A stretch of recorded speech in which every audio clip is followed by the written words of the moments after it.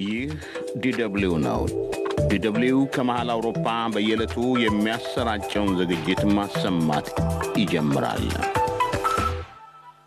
ቅዳሜ ነሐሴ 18 ቀን 2011 ዓ.ም ጤና ይስጥልን የዝግጅታችን ተከታታዮች። ከዶይቼ ቬለ ዲደብሊው ስቱዲዮ ለዛሬ ተስፋ ለሞልደየስና እኔ ልደት አበበነን ከዕለቱ የዓለም ዜና በኋላ የኢትዮጵያ የሕዝብ ተወካዮች ምክር ቤት ዛሬ ያካሄደው አስቸኳይ ስብሰባ ውጤትና የድሬዳዋ ዓለም አቀፍ ኤርፖርት የገጠመውን ፈተና የሚመለከቱ ሁለት ዘገባዎች እናቀርባለን። ከእናንተው የደረሱ መልእክቶችም በአድማጮች ማህደር ዝግጅታችን ይስተናገዳሉ። የትኩረት በአፍሪካ ዝግጅታችን ሱዳንና ናይጄሪያ ውስጥ በዚህ ሳምንት የተካሄዱ የባለስልጣናት ሹምሽርን ይቃኛሉ። የአፍሪካ ርዕሰ ጉዳዮችን የሚዳስሰው የጋዜጦች አምድም ይኖረናል። ለሁሉም በያላችሁበት ከኛ ጋር ቆዩ። የቀጥታ ስርጭታችንን በሬዲዮ በሳተላይት ከደረገጻችን ወይም በፌስቡክ መከታተል ትችላላችሁ። በሬዲዮ በ13780 ኪሎ ሄርስ 22 ሜትር ባንድ እና በ11995 ኪሎ ሄርስ 25 ሜትር ባንድ ላይ ነው።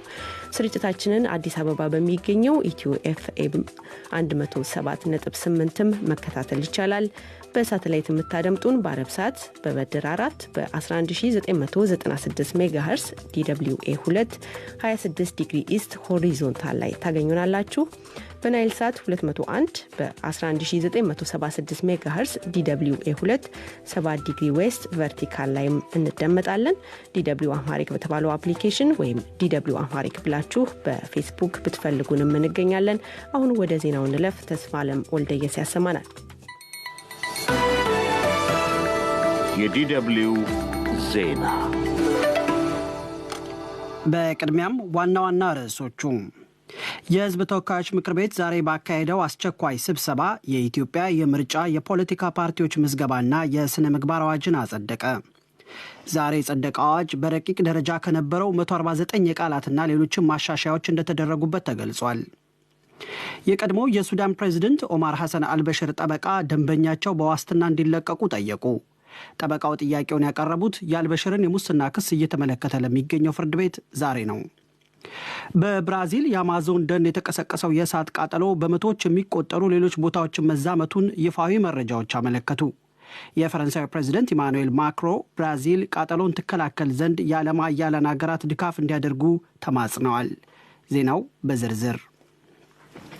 ለእረፍት የተዘጋው የሕዝብ ተወካዮች ምክር ቤት ዛሬ ባካሄደው አስቸኳይ ስብሰባ የኢትዮጵያ የምርጫ የፖለቲካ ፓርቲዎች ምዝገባና የስነ ምግባር አዋጅን አጸደቀ። ምክር ቤቱ በርካታ አከራካሪ ጥያቄዎችን ያስነሳውን አዋጅ ያጸደቀው በሙሉ ድምፅ ነው።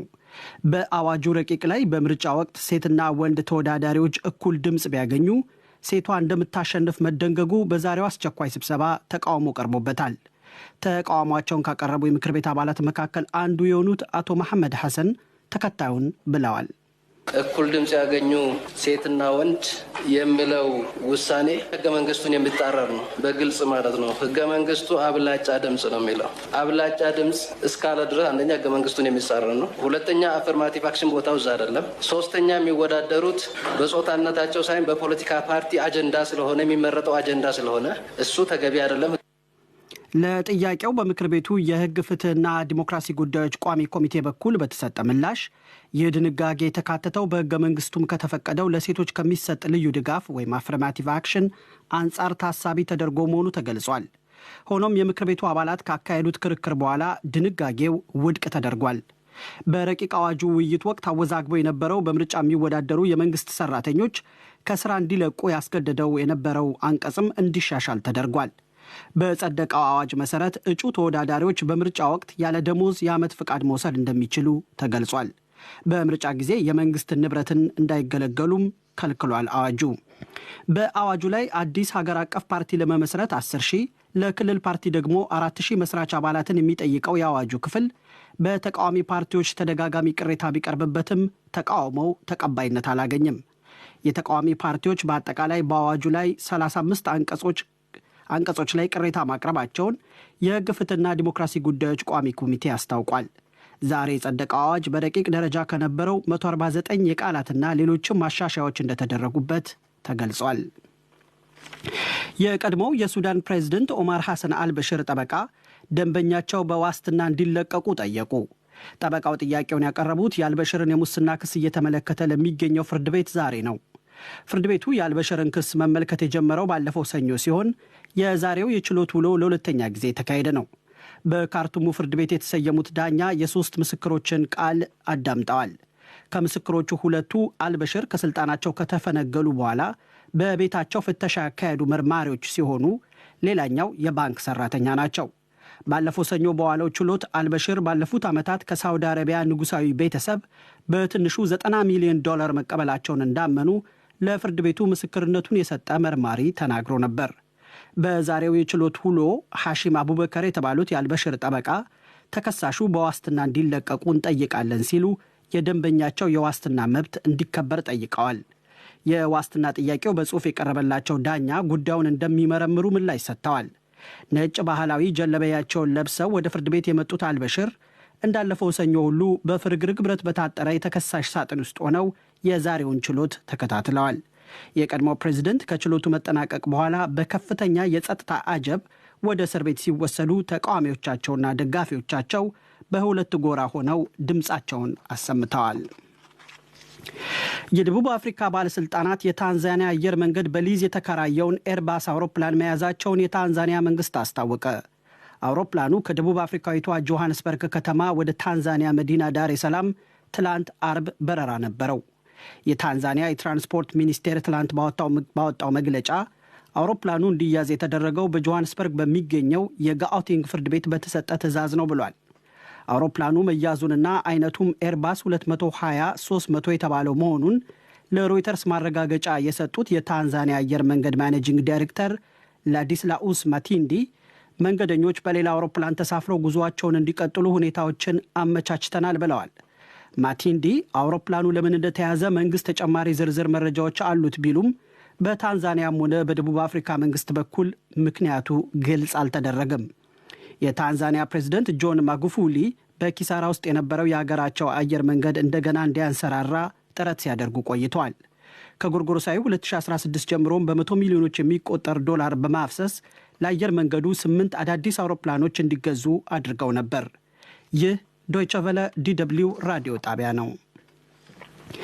በአሜሪካ ክትትል ሲደረግባት የነበረች አወዛጋቢዋ የኢራን ነዳጅ ጫኝ መርከብ አቅጣጫ ቀይራ ወደ ቱርክ እንድታመራ መገደዷ ተገለጸ። አድሪያን ዳሪያ 1 የተሰኘችው መርከብ መዳረሻዋ በግሪክ የሚገኝ ወደብ የነበረ ቢሆንም አሜሪካ በአገሪቱ ላይ ባሳደረችው ግፊት አቅጣጫ ቀይራለች ተብሏል። የመርከቦችን ጉዞ የሚከታተለው ማሪን ትራፊክ የተሰኘው ድረገጽ እንዳመለከተው አሁን በደቡብ ሲሲሊ አካባቢ የምትገኘው አድሪያን ዳሪያ 1 መዳረሻዋን ሜርሲን ወደ ተሰኘ የቱርክ ወደብ ቀይራለች። መርከቧ የአውሮፓ ህብረት የጣለውን ማዕቀብ ተላልፋ ለሶሪያ ነዳጅ ስታጓጉዝ ነበር በሚል ለ5 ሳምንት በጂብራልታር በቁጥጥር ስር እንድትቆይ ተደርጋ ነበር። $130 ሚሊዮን የሚያወጣ 2.1 ሚሊዮን በርሜል ነዳጅ እንደጫነች የሚነገርላት መርከቧ ጉዞዋን የቀጠለችው ባለፈው ሳምንት ነው። የመርከቧ መያዝ በአሜሪካና ኢራን መካከል የነበረውን እሰጥ አገባ ይበልጥ አጋግሎት ቆይቷል። አድሪያን ዳሪያ የምታመራበት የቱርክ የሜርሲን ወደብ በሶሪያ ካለ የነዳጅ ማጣሪያ 200 ኪሎ ሜትር ርቀት ላይ የሚገኝ ነው። ይህም የመርከቧ የመጨረሻ መዳረሻ የሜርሲን ወደብ ላይሆን ይችላል የሚለውን ጥርጣሬ አጉልቶታል። የመርከቧን አቅጣጫ መቀየር በተመለከተ ከኢራንም ሆነ ከቱርክ በኩል የተባለ ነገር የለም። ሮይተርስ የዜና አገልግሎት ስለ ጉዳዩ የጠየቀው የአሜሪካ የውጭ ጉዳይ መስሪያ ቤትም አፋጣኝ ምላሽ ከመስጠት ተቆጥቧል። ከዛሬ ጀምሮ ለ3 ቀናት በፈረንሳይ የሚካሄደው የ7 የበለጸጉ ሀገራት ጉባኤ በዓለም አቀፉ ዝግቦች ምክንያት የሚፈለገውን ውጤት ላያስገኝ ይችላል ተባለ። የአሜሪካው ፕሬዝደንት ዶናልድ ትራምፕን ጨምሮ የየሀገራቱ መሪዎች በጉባኤው ለመሳተፍ ፈረንሳይ ገብተዋል። ባሪትስ በተሰኘችው የፈረንሳይ የባህር ዳርቻ ከተማ የሚካሄደው የዚህ ጉባኤ ተሳታፊ ሀገራት በዓለም አቀፍ ጉዳዮች ላይ በመካከላቸው ባለው ግልጽ ልዩነት ምክንያት የጋራ አቋም ለመያዝ እንደሚቸገሩ ሮይተርስ ዘግቧል። የጉባኤው አዘጋጅ የፈረንሳይ ፕሬዝደንት ኢማኑኤል ማክሮ 7ቱ የበለጸጉ ሀገራት ዲሞክራሲን በማጎልበት በጾታ እኩልነት፣ በትምህርትና በአካባቢ ጉዳዮች ላይ እንዲያተኩሩ ይፈልጋሉ። በእነዚህ ዓለም አቀፍ ጉዳዮች ላይ ተጽዕኖ እንዲያሳድሩ በሚልም የእስያ፣ አፍሪካና ደቡብ አሜሪካ መሪዎችን ለጉባኤው ጋብዘዋል። በአሜሪካና በቻይና መካከል ያለው የንግድ ጦርነት፣ እየተባባሰ የመጣው በአሜሪካና በኢራን መካከል ያለው ውጥረት፣ እንደዚሁም በአማዞን ደን የተቀሰቀሰው የእሳት ቃጠሎ የአሁኑን ጉባኤ ትኩረት በመቆጣጠሩ ፕሬዝደንት ማክሮ ያሰቡት አይዝላቸውም ተብሏል። በዓለም አቀፍ ደረጃ በሀገራት መካከል ያለው ውዝግብ የጂ7 አባል ሀገራትን አንድነት ለፈተና እንደዳረገው ተገልጿል። በብራዚል የአማዞን ደን የተቀሰቀሰው የእሳት ቃጠሎ በመቶዎች የሚቆጠሩ ሌሎች ቦታዎችን መዛመቱን ይፋዊ መረጃዎች አመለከቱ። የፈረንሳዩ ፕሬዝደንት ኢማኑኤል ማክሮ ብራዚል ቃጠሎን ትከላከል ዘንድ የዓለም ሀያላን ሀገራት ድጋፍ እንዲያደርጉ ተማጽነዋል። ብሔራዊ የህዋ ምርምር ኢንስቲትዩት የተሰኘው የብራዚል ተቋም ዛሬ ይፋ ባደረገው መረጃ መሰረት በአማዞን ደን ሐሙስና አርብ ዕለት ብቻ በ1663 ቦታዎች የእሳት ቃጠሎች ተቀስቅሰዋል። በደን ውስጥ በዚህ ዓመት ብቻ 78383 የእሳት ቃጠሎች መመዝገባቸውንም ተቋሙ አስታውቋል። ይህም ከጎርጎሮሳዊ 2013 ወዲህ ከፍተኛው ነው ተብሏል። አዲሱ መረጃ ይፋ የተደረገው የብራዚሉ ፕሬዝደንት ዣየር ቦልሶናሮ ቃጠሎውን በአፋጣኝ ይቆጣጠሩ ዘንድ ዓለም አቀፉ ግፊት በበረታበት ወቅት ነው። ፕሬዝደንት ቦልሶናሮ የአገራቸው ጦር በዓለም ትልቁ በሆነው የአማዞን ደን የተቀሰቀሰውን የእሳት ቃጠሎ እንዲያጠፉና በአካባቢው በሚፈጸሙ የወንጀል ድርጊቶች ላይ እርምጃ እንዲወስድ ትላንት ምሽት ትዕዛዝ ሰጥተዋል። ቦልሶናሮ የእሳት ቃጠሎውን ሆን ብለው ያስነሱት የገንዘብ ድጋፍ የተቋረጠባቸው መንግስታዊ ያልሆኑ ድርጅቶች ናቸው ሲሉ ቀደም ባሉት ቀናት ወንጅለው ነበር። በአወዛጋቢ አቋማቸው የሚታወቁትን ቀኝ አክራሪውን የብራዚል መሪ የተቹት የፈረንሳዩ ፕሬዝደንት ኢማኑኤል ማክሮ በሀገራቸው በሚካሄደው የጂ7 የበለጸጉ ሀገራት መሪዎች ስብሰባ የአማዞን ደን ቃጠሎ ቀዳሚው አጀንዳ እንደሚሆን ተናግረዋል። ይህ ዶይቸ ቬለ ዲደብሊው ራዲዮ ጣቢያ ነው።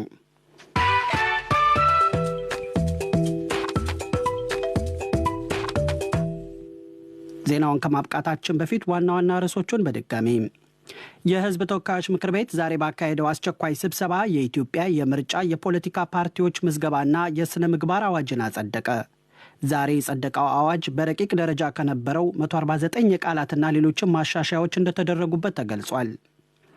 የቀድሞ የሱዳን ፕሬዝደንት ኦማር ሐሰን አልበሽር ጠበቃ ደንበኛቸው በዋስትና እንዲለቀቁ ጠየቁ።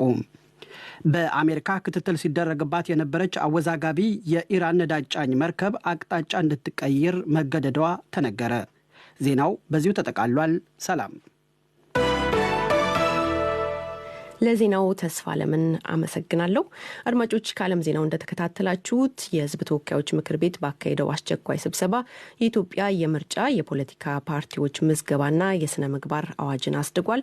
ምክር ቤቱ ዛሬ ባካሄደው 4ኛ ዓመት የሥራ ዘመን 3ኛ አስቸኳይ ስብሰባው የቀረበውን ረቂቅ በሙሉ ድምፅ አስድጓል። የህግ ፍትህና ዲሞክራሲ ቋሚ ኮሚቴው